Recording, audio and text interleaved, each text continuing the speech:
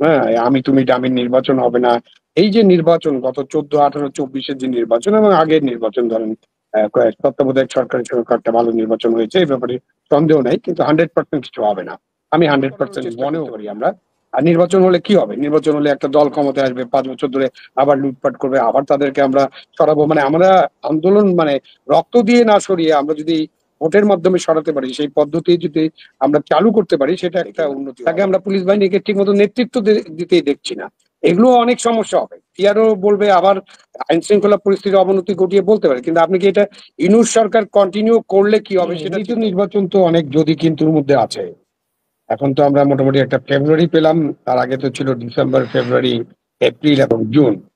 তো ওইখানে নানান কথাবার্তা তো আছে। তার মধ্যে আপনি যে সমস্ত বিষয় তুললেন তারা যদি রাজি না হয়, তো তাহলে নির্বাচনটা কিভাবে হবে? তাহলে তারা রাজি না হলে তো নির্বাচনটা একটা বড় চ্যালেঞ্জ।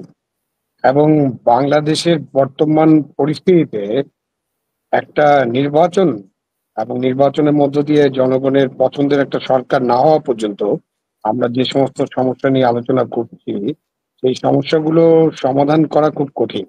সেটা আপনি অভ্যন্তরীণ সমস্যা বলেন, আইন শৃঙ্খলা বলেন, আপনার দ্রব্যমূল্য বলেন, আমাদের যে বৈদেশিক সম্পর্ক বলেন, এসব ক্ষেত্রে আমরা নানান সমস্যা আছি বিকজ আমরা একটা খুবই দুর্বল টাইপের দুর্বল একটা সরকার এখন দেশে আছে। ডক্টর ইউনূস নোবেল লরেট তার তিনি যে সরকারটা গঠন করছেন এটা খুবই দুর্বল একটা সরকার এবং এই সরকারের পারফরমেন্স খুবই খারাপ। মানে ওই যে আউটকাম বলেন, পারফরমেন্স বলেন, এটা তো আলোচনা করার দরকার নেই, কারণ 1 বছরে তো আমরা দেখলাম যে তাদের কোন জায়গায় তারা কি পারফরমেন্স করছে।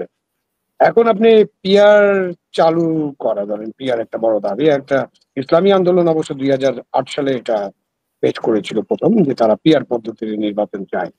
বাংলাদেশ আসলে এখনো পিআর এর জন্য উপযুক্ত না। পিআর আছে অনেক দেশে, বিশ্বের 100টার বেশি দেশে পিআর আছে, নেপালেও পিআর আছে এবং নেপালে তো ওই 12 বছরে আপনার 4টা 5টা 6টা গভর্নমেন্ট পরিবর্তন হয়ে গেছে।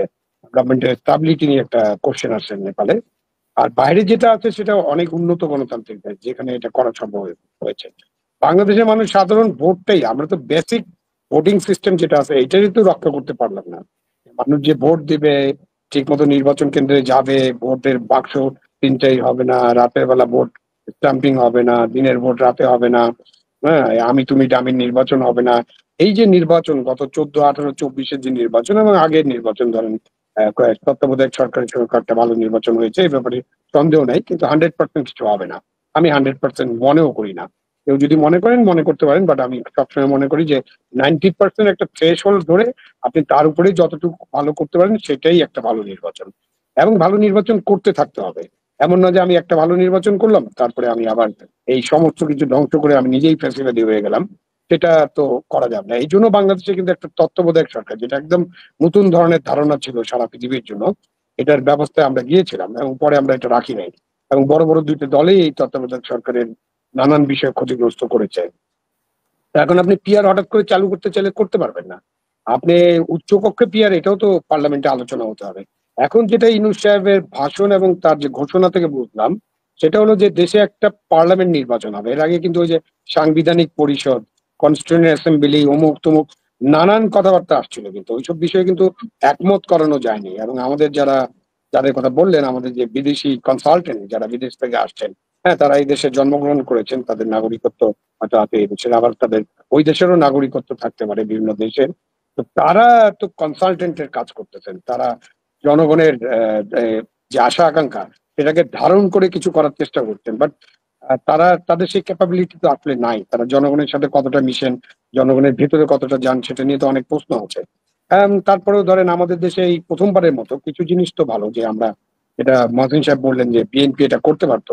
আসলে এই আন্দোলনে বিএনপি বা কোনো রাজনৈতিক দল তো কোনো নেতৃত্ব ছিল না। এই নেতৃত্ব ছিল ছাত্রদের হাতে, এবং ছাত্ররা যে আন্দোলনটাকে 5ই আগস্টে যে জায়গায় নিয়ে গেছিল, তখন আমাদের রাজনৈতিক দলগুলো কিন্তু সেরকম ভাবে পার্টিসিপেট করেনি। ফলে তাদেরও কিন্তু কোনো প্রস্তুতি ছিল না যে এই শেখ হাসিনা যদি চলে যান, এটা কেউ চিন্তাও করেনি মনে হয় 5ই আগস্টের আগে।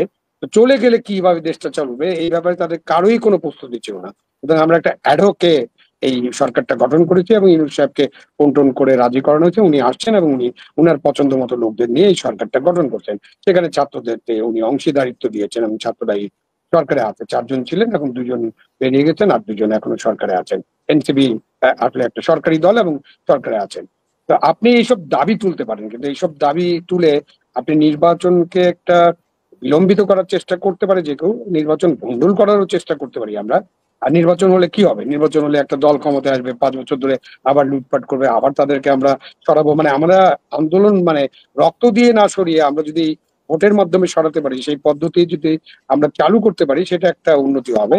আর যেটা বলতে চেষ্টা করছিলাম যে এই যে ঘন্টার পর ঘন্টা ২০০-৩০০ ঘন্টা যে মিটিং হয়েছে, ডক্টর আলী রিয়াজ মিটিং এর সভাপতিত্ব করেছেন ভাইস চেয়ারম্যান হিসাবে। এই হুম। মিটিং কিন্তু বাংলাদেশের ইতিহাসে একটা উল্লেখযোগ্য দিক যে কোনো রাজনৈতিক দল, বিভিন্ন রাজনৈতিক দল এত সময় ধরে কিন্তু কোনো সময় আলোচনা করেনি। তারা অনেক আলোচনা করেছেন, অনেক মতবিরোধ আছে, অনেক মতানৈক্য আছে, আবার অনেক ঐক্যমত্য আছে। সুতরাং আমরা একটা অবস্থায় আছি যেখানে আমাদের ঐক্যমতের ভিত্তিতে সামনে যতটুকু ঐক্যমত্য আছে, সেখানে লেবু বেশি না চিপে ততটুকু ঐক্যমত্য নিয়ে আমি সামনে এগিয়ে যেতে চাই। এখন ধরেন নির্বাচন হবে না। নির্বাচন না হলে কি ইউনূস সরকার কন্টিনিউ করবে? এই সরকার কন্টিনিউ করলে তো যা হবে যে ধরেন চালের দাম এখন ৳১০০ র কাছাকাছি, সবজি ৳১০০ র নিচে পাওয়া যাচ্ছে না। আপনার কোনো মধ্যবিত্ত আগেও ইলিশ মাছ কিনে খেতে পারত না, এখন তো পারেই না। মধ্যবিত্তের পক্ষে একটা ইলিশ মাছ কিনে খাওয়া সম্ভব না এবং নানান অসুবিধা। আপনার যে ইনফ্লেশন, আপনার ইন্টারেস্ট রেট, আপনার অভ্যন্তরীণ অর্থনীতি, হ্যাঁ, বর্ষাকালে একটু জিনিসপত্রের দাম, সবজির দাম বাড়ে। বাট এগুলো তো আমরা নিয়ন্ত্রণে আনতে পারছি না। আর সবচেয়ে বড় কথা আইন শৃঙ্খলা পরিস্থিতি। সেটাকে আপনি মবের মূল্যক একটা বানিয়ে রেখেছেন এবং মবের মূল্যক এটা গভর্নমেন্ট সৃষ্টি করে এরকম অনেকেই মনে করেন। এরকম না মনে করার কোনো কারণ নেই, কারণ তারা মবের মূল্যকটাকে ঠিক কঠোরভাবে দমন করছে না। যদি কেউ দমন করার চেষ্টা করে সেই পুলিশ অফিসারের বদলি হয়ে যায়। আপনি সিভিল সার্ভিস, পুলিশ সার্ভিস, জুডিশিয়ারিতে ভয়ের ভয়ের রাজনীতি চলছে। ভয়ের চোটে কেউ কোনো কাজ করে না। আপনি ব্যারিস্টার সারা হোসেন মহসিন সাহেবও বলতে পারবেন যে এই যে আদালত, উচ্চ আদালত আছে, গত ১১ মাসে ১২ মাসে কোনো জামিন শুনানি কি হয়েছে? যারা ১১ মাস আগে ১০ মাস আগে যাদেরকে গ্রেপ্তার করা হয়েছে বিভিন্ন মামলায়, গায়েবী মামলা বলতে পারেন। একেকটা মামলায় ২০০, ৩০০, ৪০০ আসামি আছে যাদেরকে গ্রেপ্তার করা হয়েছে। তাদের কোনো জামিন শুনানি কোর্ট করেছে? কোর্ট করেই না। এই জুলাই আগস্টের বিষয় নিয়ে কোনো কিছু তারা শুনতে চান না। তবে ব্যারিস্টার সারা কি বলেছেন? সারা বলেছেন যে এই কোর্টে, এই উচ্চ আদালতে এখন একটা অর্ডার পাওয়াই মুশকিল, রায় পাওয়া তো দূরের কথা। তো কারণ কি? কারণ সবাই নাকি ভয়ের মধ্যে আছে। তা আপনি একটা ইন্ডিপেন্ডেন্ট সিভিল সার্ভিস, আপনি independent police service, independent judiciary করার জন্য যতটুকু কাজ করার দরকার ছিল, ওটাতে সংস্কার এত বৈঠক করা লাগে না তো। এইটা একটা সরকারের নরমাল ডিউটি এবং নরমালি এটা তারা করতে পারতেন। তারা তো করেন নাই। আমাদের স্বরাষ্ট্র উপদেষ্টা মাঝে, মাঝে হুংকার করেন যে আর মব সহ্য করা হবে না। উনি রাত্রে ৩:৩০টার সময় সংবাদ সম্মেলন করেন। উনি আবার কি পুলিশের লাইনে যেয়ে আবার ওদের খাবার-টাবার টেস্ট করেন। অনেক কিছু করেন। বাট ফাইনালি কি আমরা তার যে কঠোরভাবে দেশের আইন শৃঙ্খলা পরিস্থিতির উন্নয়ন সেটা আমরা করতে দেখি না। তাকে আমরা পুলিশ বাহিনীকে ঠিকমতো নেতৃত্ব দিতেই দেখছি না। এগুলো অনেক সমস্যা হবে। পিআরও বলবে আবার আইন শৃঙ্খলা পরিস্থিতির অবনতি ঘটিয়ে বলতে পারে। কিন্তু আপনি কি এটা ইউনূস সরকার কন্টিনিউ করলে কি হবে সেটা চিন্তা করেন। আর একটা হুম। নির্বাচিত সরকার, হ্যাঁ, আবার তারা চুরি বাটপাড়ির সরকার আসবে। হ্যাঁ, আমরা দেখেছি তো সরকার। তাহলে এখন কে সরকার চালাবে? ৭১-এর মুক্তিযুদ্ধের সময় জামায়াতে ইসলামী যে কাজটা করেছে, সেই কাজের জন্য তো তারা এখনো ক্ষমা প্রার্থনা করেনি এবং সেই কাজের জন্য আমরা তাদেরকে দেখেছি তারা কি, কি করেছে। তারা একসময় ২০০১ সালে তো গভর্নমেন্টের পার্টনার ছিল, বিএনপির পার্টনার ছিল। তারা মন্ত্রিসভায় ছিল। তখন কি হয়েছে আমরা দেখেছি।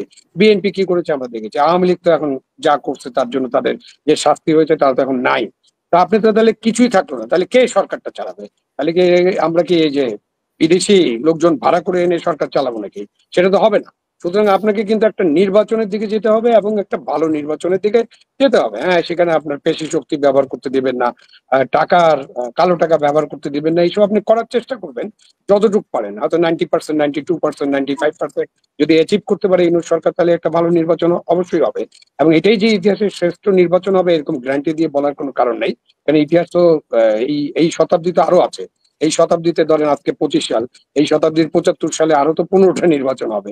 তো আমরা সবসময় চাইবো যে ভালো, ভালো, ভালো নির্বাচন হোক এবং সেই নির্বাচন করার একটা পরিবেশ সৃষ্টি হোক এবং সেইখানে আমাদের যারা চালাবেন, নির্বাচনে যারা কাজ করবেন, এই ১২ লক্ষ গণকর্মচারী তাদেরকে সেভাবে প্রস্তুত করা এবং গভর্নমেন্ট অফ দ্য ডে, গডের যে সদিচ্ছা এবং পূর্ণ সদিচ্ছা যদি থাকে, তাহলে অবশ্যই একটা ভালো নির্বাচন করা সম্ভব এবং ফেব্রুয়ারিতে কেন?